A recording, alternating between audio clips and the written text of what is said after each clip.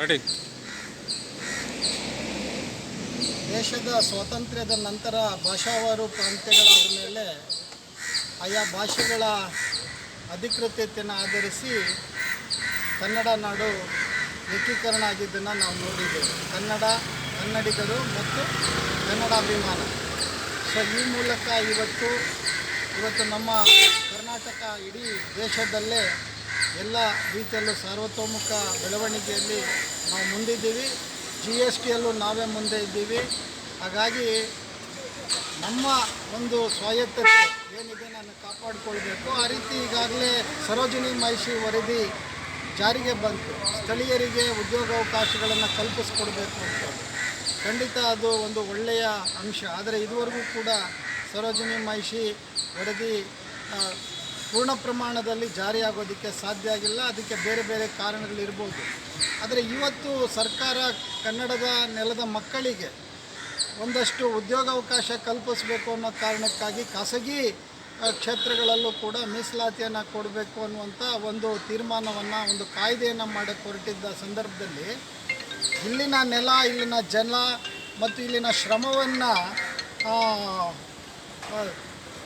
ಲೂಟಿ ತಗೊಳ್ತಾ ಇರುವಂಥ ಈ ಖಾಸಗಿ ಕಂಪನಿಗಳಲ್ಲಿ ಅದರಲ್ಲೂ ಕೂಡ ವಿಶೇಷವಾಗಿ ಮೋಹನ್ದಾಸ್ ಪೈ ಅವರು ಕನ್ನಡಿಗರಾಗಿ ದಕ್ಷಿಣ ಕರ್ನಾಟಕದ ದಕ್ಷಿಣ ಕರಾವಳಿಯವರು ಅದನ್ನು ಸ್ವಾಗತಿಸಬೇಕಾಗಿತ್ತು. ಅವರೇ ಮುಂದೆ ಬರಬೇಕಾಗಿತ್ತು. ಆದರೆ ಅದನ್ನು ಅವರು ವಿರೋಧಿಸ್ತಾ ಇರೋದು ನಿಜಕ್ಕೂ ಕೂಡ ಅದು ಖಂಡನೀಯ. ಯಾಕಂದರೆ ಕನ್ನಡದ ಮಕ್ಕಳಿಗೆ ಇವತ್ತು ಉದ್ಯೋಗಾವಕಾಶಗಳು ನಿರಾಕರಣೆ ಆಗ್ತಾ ಇದ್ದಾವೆ. ಇವತ್ತು IT-BTಗಳಲ್ಲಿ ಬಹುತೇಕ ಇವತ್ತು ಪರಭಾಷೆಯರು ಬರ್ತಾ ಇದ್ದಾರೆ. ಅವರು ಬರಬಾರ್ದು ಅಂತ ನಮ್ಮ ಉದ್ದೇಶ ಇಲ್ಲ. ದೇಶದಲ್ಲಿರುವಂಥ ಪ್ರತಿಯೊಬ್ಬರಿಗೂ ಅವಕಾಶಗಳು ಸಿಕ್ಕಬೇಕು. ಆದರೆ ಸ್ಥಳೀಯರಿಗೂ ಅವಕಾಶ ನಿರಾಕರಣೆ ಆಗಬಾರ್ದಲ್ವ. ಆ ಕಾರಣಕ್ಕಾಗಿ ಸರ್ಕಾರ ಏನೋ ಒಂದು ಹೆಜ್ಜೆ ಮುಂದಿಟ್ಟಿದೆ. ಬೇಕಾದರೆ ಅದರಲ್ಲಿ ಏನಾದರೂ ಲೋಪದೇಶಗಳಿದ್ದಲ್ಲಿ ಅದನ್ನು ನಾವು ತಿದ್ದುಕೋಬೋದು.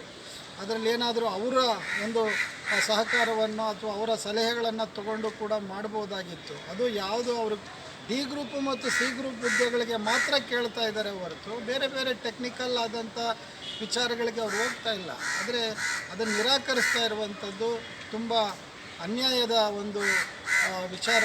ಅವರು ಅದನ್ನು ಮಾಡಬಾರ್ದಾಗಿತ್ತು. ಅದರಲ್ಲೂ ಕೂಡ ಇವತ್ತು ನಮ್ಮ ಭೂಮಿ, ನಮ್ಮ ನೀರು, ನಮ್ಮ ಶ್ರಮ ಇದು ನಮಗೆ ದಕ್ಕಬೇಕಾಗಿದ್ದನ್ನು ಅವರು ನಿರಾಕರಿಸ್ತಾ ಇರುವಂಥದ್ದು ಇದು ತುಂಬ ಕನ್ನಡಿಗರಿಗೆ ಮಾಡುವ ಅನ್ಯಾಯ. ಇದನ್ನು ಕೂಡಲೇ ಅವರು ತಿದ್ದುಕೋಬೇಕು. ಸರ್ಕಾರನೂ ಕೂಡ ಮೀನಮೇಷ ಎಣಿಸಬಾರ್ದು.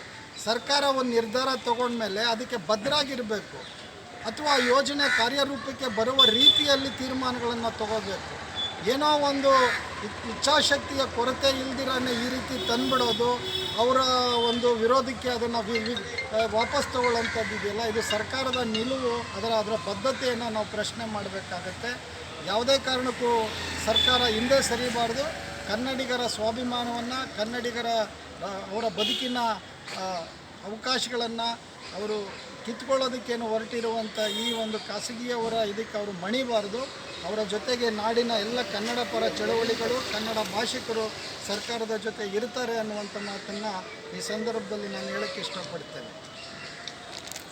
ಒಂದೇನು ಮಾವಳ್ಳಿ ಶಂಕರ್ ಅವರು ಇದನ್ನು ಈಗಾಗಲೇ ಕನ್ನಡದ ಬಗ್ಗೆ ಮಾತಾಡಿದ್ದಾರೆ. 1973ರಲ್ಲಿ ದಿವಂಗತ D ದೇವರಾಜ ಅರಸು ಅವರು ಕರ್ನಾಟಕ ಅಂತ ನಾಮಕರಣ ಮಾಡಿದ್ದಾರೆ. ಅಂದಿನಿಂದ ಇಲ್ಲಿವರೆಗೂ ಸರೋಜಿನಿ ಮಹಿಷಿ ವರದಿ ಜಾರಿಯಾಗಬೇಕಂತಾಗಲಿಲ್ಲ. ಮೋಹನ್ದಾಸ್ ಪೈ ಯಾರು? ನಮ್ಮ ಕರ್ನಾಟಕ. ಕಿರಣ್ ಮಜುಮ್ದಾರ್ ಶಾ ಯಾರು?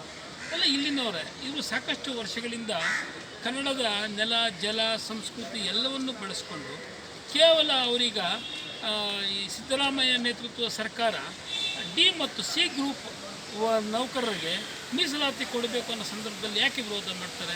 ಹಾಗಾದರೆ ಇವರೆಲ್ಲ ಬಿಟ್ಟು ಆಂಧ್ರಕ್ಕೆ ಹೋದ್ರು ಅದೇನೆ, ತಮಿಳ್ನಾಡಿಗೆ ಹೋದ್ರು ಅಂತಲೇ, ಮತ್ತು ಎಲ್ಲಿ ಭಾರತಖಂಡದಲ್ಲಿ ಎಲ್ಲಿ ಯಾವ ಹಿಂದಿ ಅವರವರು ಸ್ಥಳೀಯರು ಅವ್ರು ಬಿಟ್ಕೊಡೋದಿಲ್ಲ. ಅವರವ್ರ ಬಗ್ಗೆ ಅವ್ರ ಆದ್ಯತೆ ಇಟ್ಕೊಂಡಿದ್ದಾರೆ. ಚಂದ್ರಬಾಬು ನಾಯ್ಡು ಬಿಟ್ಕೊಡ್ತಾರೆ, ಸ್ಟಾಲಿನ್ ಬಿಟ್ಕೊಡ್ತಾರೆ.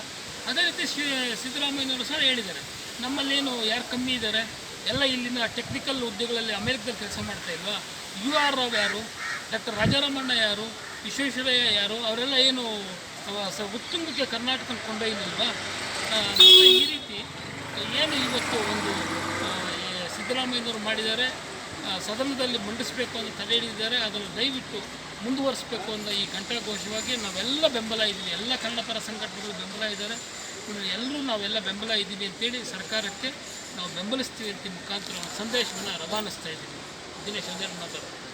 ಆತ್ಮೀಯ ಕನ್ನಡ ಬಾಂಧವರೇ, ನಾನು ಕನ್ನಡ ದಿನೇಶ್, ಕನ್ನಡ ಚೌಳಿಯಿಂದ ಬಂದಿರೋದು ರಾಜಾಂಗ. ನಾನು ಒಂದೇ ಒಂದು ಮಾತನ್ನ ಮೋಹನ್ ದಾಸ್ ಪೈ ಅವರಿಗೆ, ಕಿರಣ್ ಮಜುಮ್ದಾರ್ ಅವರಿಗೆ ಹೇಳಕ್ಕೆ ಇಷ್ಟಪಡ್ತೀನಿ.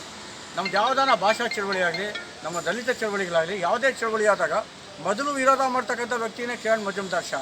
ಅಲ್ಲಮ್ಮ ತಾಯಿ, ನೀನು ಎಲ್ಲಿದ್ಯಮ್ಮ? ಇಲ್ಲಿ ಬೆಂಗಳೂರಲ್ಲಿ ಬಂದು ಮಾಡ್ತಾಯಿದ್ದೀರಾ, ಬೆಂಗಳೂರಲ್ಲಿ ಸಂಸ್ಥೆ ನಡೆಸ್ತಾ ಇದ್ದೀರಾ. ಕನ್ನಡ ಬೇಡ, ಕರ್ನಾಟಕದವ್ರು ಬೇಡ, ಇಲ್ಲಿ ಜಲ ಬೇಕು, ಇಲ್ಲಿ ನೆಲ ಬೇಕು, ಇಲ್ಲಿ ಸಂಪತ್ತು ಬೇಕು. ಯಾಕೆ ನಿಮಗೆ ಬೇರೆ ರಾಜ್ಯಕ್ಕೆ ಹೋಗ್ತೀನಿ ಅಂತೀರಲ್ಲ? ಆಂಧ್ರಕ್ಕೆ ಹೋಗಿ ನೋಡಿ, ತಮಿಳ್ನಾಡಿಗೆ ಹೋಗಿ ನೋಡಿ, ಕೇರಳಕ್ಕೆ ಹೋಗಿ ನೋಡಿ.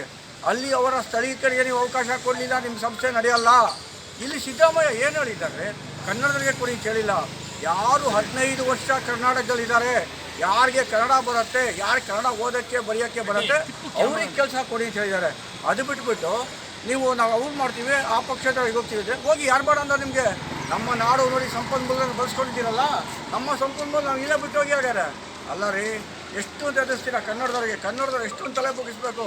ತಲೆ ಬಗ್ಸಿ ಕನ್ನಡದವ್ರಿಗೆ ಸಾಕಾಗೋಗಿದೆ. ಬೆಕ್ಕು ಗೋಡೆ ಸಿಗೋ ತನಕ ಓಡ್ತದೆ, ಆಮೇಲೆ ಎಂಥ ದೊಡ್ಡ ಪ್ರಾಣಿಗಳು ಬೆಕ್ಕದನ್ನು ಎದುರಿಸಿ ನಿಲ್ಲತ್ತೆ. ಆ ಥರ ಕನ್ನಡದವ್ರು ಎದುರು ನಿಲ್ಲಿಸೋಂಥ ಸ್ಥಿತಿ ಬಂದಿದ್ದೀವಿ. ಇವತ್ತು ನಾವು ಕನ್ನಡದವ್ರು, ನಮ್ಮಲ್ಲಿ ಯಾರಿಗೂ ಜಾತಿ ಭೇದ ಯಾವ ಭಾವನೂ ಇಲ್ಲ. ನಾವೆಲ್ಲ ಒಂದೇ ಕನ್ನಡಿಗರು, ಕನ್ನಡ ತಾಯಿ ಮಕ್ಕಳು, ಭುವನೇಶ್ವರಿ ಮಕ್ಕಳು. ನಿಮಗೆ ನಾನು ಇಲ್ಲದೆ ಎಚ್ಚರಿಕೆ ಕೊಡೋಕ್ಕೆ ಇಷ್ಟಪಡ್ತೀನಿ ಮತ್ತು ಒಂದು ಹೇಳಿಕೆ ಕೊಡೋಕ್ಕೆ ಇಷ್ಟಪಡ್ತೀನಿ. ದಯವಿಟ್ಟು ಕನ್ನಡ ವಿರೋಧಿ ನಿಲುವನ್ನು ತಾಳಬೇಡಿ, ಕನ್ನಡಿಗರಿಗೆ ಅನ್ಯಾಯ ಮಾಡ್ತಕ್ಕಂಥ ಮಾತುಗಳನ್ನ ಆಡಬೇಡಿ ಅಂತ ಹೇಳ್ತಾ ಮಾನ್ಯ ಸಿದ್ದರಾಮಯ್ಯನವರಲ್ಲಿ ಕೈ ಮುಗಿ ತಿಳ್ಕೊತೀನಿ. ನೀವು ಇಟ್ಟಿರೋ ಹೆಜ್ಜೆಯಿಂದ ದಯವಿಟ್ಟು ನೀವು ಹಿಂದೆ ಸರಿಬೇಡಿ. ನಿಮ್ಮ ಹಿಂದೆ ಅಖಂಡ ಕರ್ನಾಟಕ ಇದೆ. ಅಖಂಡ ಕರ್ನಾಟಕ ಎಲ್ಲಿ ತನಕ ಇರುತ್ತೆ. ಸಿದ್ದರಾಮಯ್ಯನವ್ರು ಇಲ್ಲಾದರೂ ಸಹ ಸಿದ್ದರಾಮಯ್ಯನವರು ಸಹ ಅಜರಾಮವಾಗಿರುತ್ತೆ. ಈ ಕೆಲಸ ಸಿದ್ದರಾಮಯ್ಯವ್ರು ಮಾಡಬೇಕು ಅಂತ ಹೇಳ್ತಾ ನನ್ನ ಮಾತು ಮುಗಿಸ್ತೀನಿ. ಧನ್ಯವಾದಗಳು. ನಮ್ಮೆಲ್ಲರ ಕೂಗನ್ನು ಬೆಂಬಲಿಸಬೇಕು ಅಂತ ಮಹಾಜನತೆಗೆ ಹೇಳ್ತೇವೆ.